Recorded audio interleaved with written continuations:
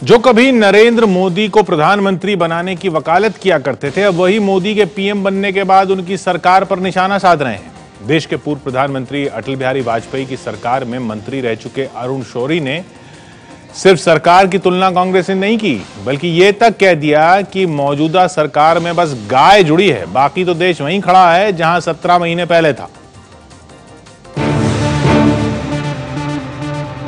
मेरी राय में यही अपॉर्चुनिटी नहीं है कि भी इस बार का प्राइम मिनिस्टर आप गुजरात के लोग चुने, मगर अगली बार का प्राइम मिनिस्टर भी गुजरात से ही हो, वो भी अपॉर्चुनिटी अब है। बीजेपी के वरिष्ठ नेता अरुण शौरी का यह बयान आज से करीब 6 साल पहले साल 2009 का है, जब पहली बार अरुण शौरी ने पीएम उम्मीदवार के तौर पर मोदी के नाम का झंडा बुलंद किया था। 6 साल बीत गए, मोदी ने प्रधानमंत्री की कुर्सी भी संभाल ली, लेकिन अब अरुण शौरी भरी सभा में मोदी सरकार की आलोचना भी कर रहे हैं और मजाक भी उड़ा रहे हैं। डॉक्टर साहब को लोग याद करने लग गए हैं।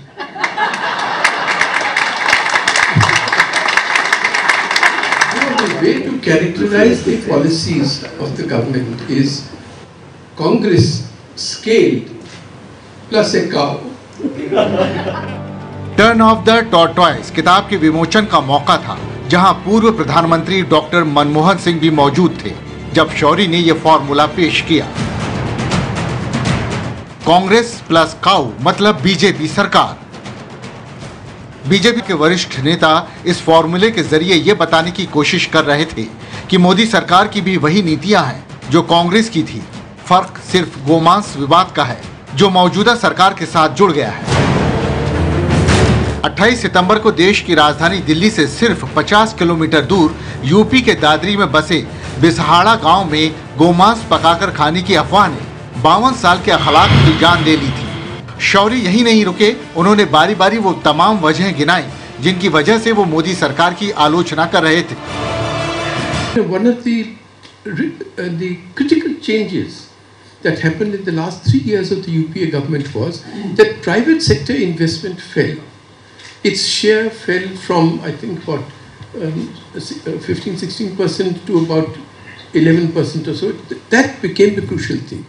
Now, if you see the impediments that were there that needed to be checked on taxation, tax administration, virtually no change.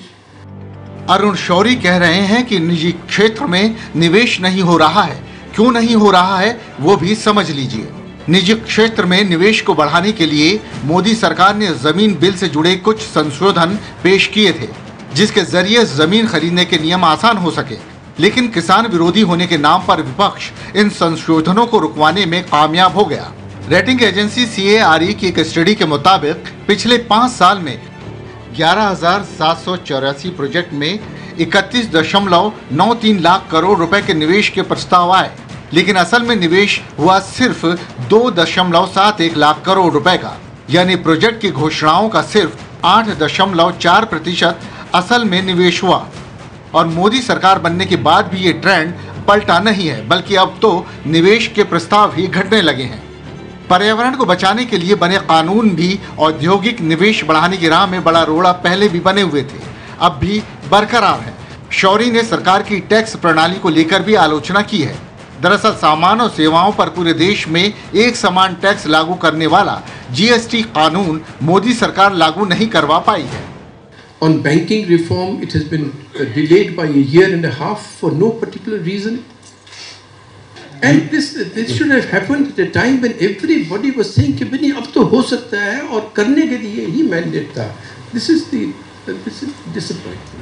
जाहिर है अपनी ही पार्टी के खिलाफ शौरी की ऐसी बयानबाजी से कांग्रेस खुश हो रही है और बीजेपी सफाई पेश कर रही है। बीजेपी का कहना है कि उसकी सरकार में ना तो कोई घोटाला सामने आया है और ना ही सरकार ने कोई गलती की है। और अब तो लोगों ने गुनगुनाना शुरू कर दिया है कि कोई लौटा दे मेरे बीते हुए दिन। People of India are intelligent. They know the way. See, Narendra Modi and his government is trying to pass all these hurdles and face the challenges, and they have revived the economy. they have revived the economy and the country is having a most effective leadership. No scam, no scandal, and not even one mistake committed by the government. अर्थव्यवस्था पर अच्छी पकड़ रखने वाले शौरी ने वाजपेयी सरकार में विनिवेश मंत्री के पद पर रहते हुए आर्थिक नीतियों को तय करने में अहम भूमिका निभाई थी, लेकिन मोदी सरकार में अरुण शौरी को कोई काम नहीं मिला।